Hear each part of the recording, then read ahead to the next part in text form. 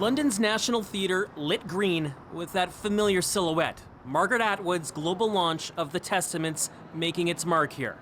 From the posters in London tube stations, a must-read on the way home, being snapped up in bookstores.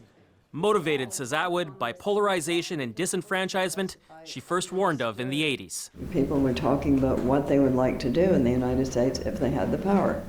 And they do have the power.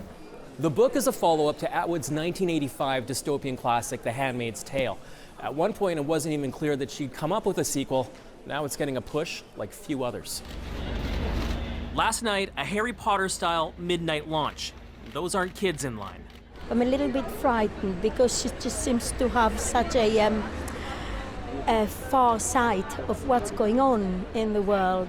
This is more than a book release. This is a cultural moment. It's for everybody, and it's fantastic to get the kind of news coverage that this book is getting, and this never happens for books. There is no resistance.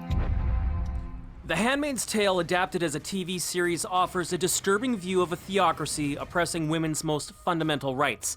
Atwood says today's divisive political rhetoric drew her back to it, particularly American debates over reproductive rights. None of this would be happening unless countries were putting people in charge of women's bodies who are not those women.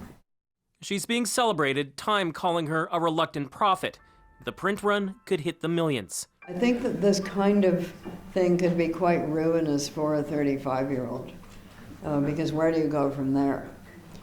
In my case, we kind of know the answer.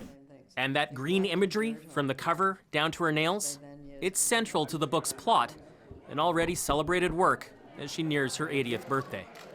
Cameron McIntosh, CBC News, London.